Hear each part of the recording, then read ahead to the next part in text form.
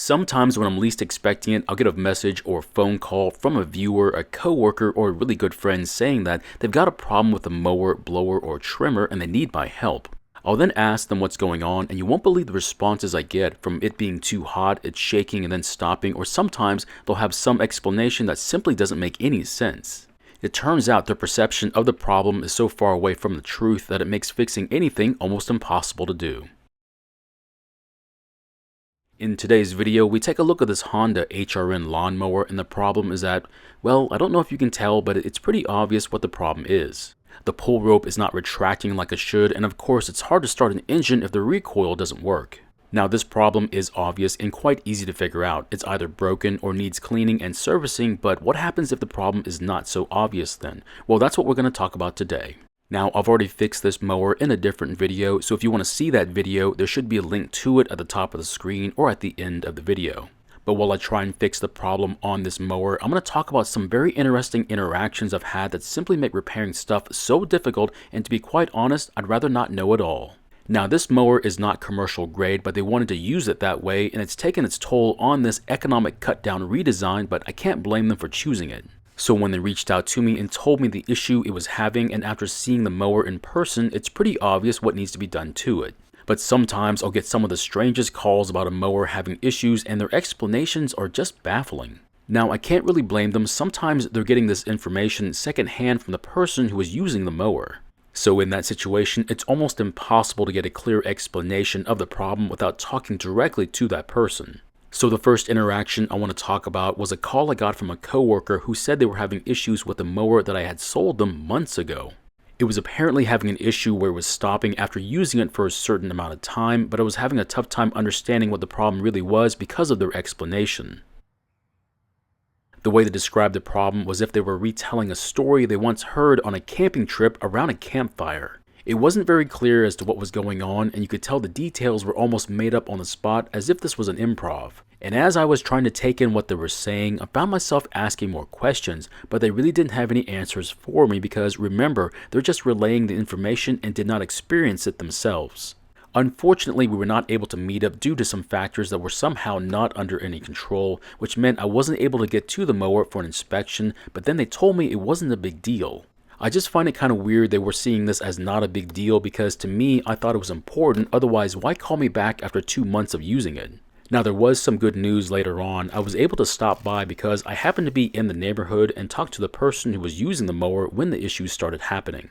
They then explained what was going on with the mower, and on a quick inspection of the mower, it turns out the issue was a tiny detail that was so easily missed by everyone, including myself. So on that short visit, I was able to offer a solution and that fixed the issue, but it sure felt like pulling teeth with a pair of rusty pliers. So let me talk about this mower for a second. It turned out the recoil needed a good cleaning, and if it's not too bad, you can take a shortcut like what I'm doing here on this red recoil. But this one was so bad that cleaning it using a shortcut wasn't going to work and required me to take it apart to clean the dirt from the grease they had used on the contact points. Like I said before, some lubes are better than others, and on this one, their choice to use a thicker grease kind of backfired on them. So back to the story of interesting and yet somewhat confusing customer interactions.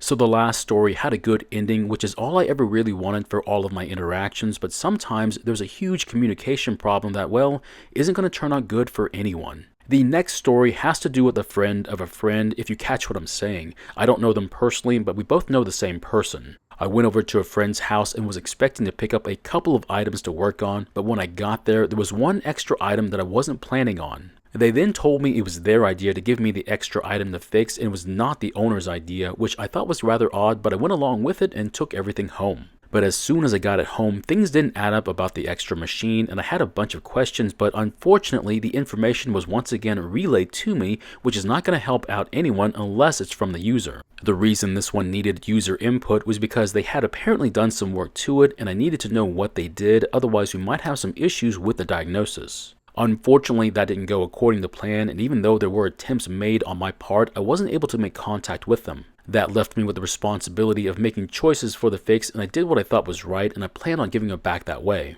I know that might sound like I don't care, but you can only reach out so many times, and if they don't try and connect, there's really nothing else you can do about it.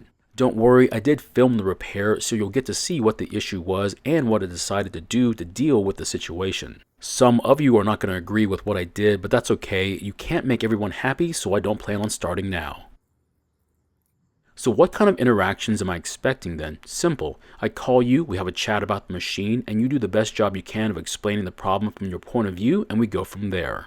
So here's the part that's difficult to understand. I wasn't there when the issue happened, and I'm relying on your point of view to help diagnose it. But from your past videos, I thought you said you'd rather not know what the problem is and experience it for yourself. And you would be correct. However, what sometimes happens is that you may see an issue that's really not an issue, so I need to know what it is you're seeing to make that determination. The reason why is because sometimes I can't get the machine to have the same problem you're seeing, and that's the reason why communication is so important. I can only imagine the headaches the ticket writers and the techs have at a repair business. They'll write down the customer's complaint, give it to the tech, and they won't be able to completely understand what's going on with it. The next thing you know, the technicians are contacting the owner directly to ask them important questions, only to find out they aren't able to give a better description.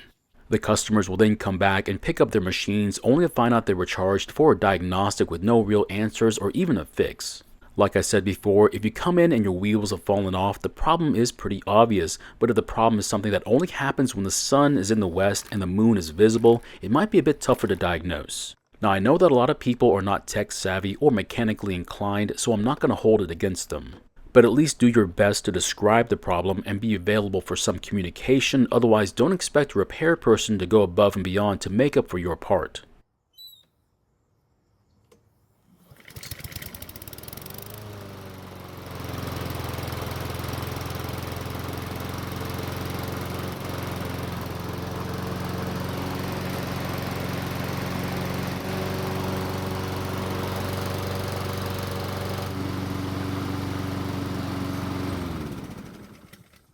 Of course, I will try my best to see it from their point of view, and most times I can figure it out, but if there's little to no information, I can't just make up what's missing. Of course, my advice is to do the best job you can of describing what's going on, when it's happening, and if there's any other information about the machine that might help out, otherwise you can leave it up to me to find out. But there are no guarantees that I'll see the same problem that you are seeing though. Now as for this mower, I wish it the best of luck on its commercial yard mowing journey because it's going to need all the help it can get, along with a new set of drive wheels of course, but with Honda stopping production, parts are going to get expensive. So my question is, do you think you could do a good job of accurately explaining a problem to someone who's been in the repair business for a long time? I like to think so, but to someone else, I'm probably just as bad as the rest. Thank you for watching. I really do appreciate your time here. Please feel free to ask me any questions about this project or about your own projects, and I hope to see you in the next video.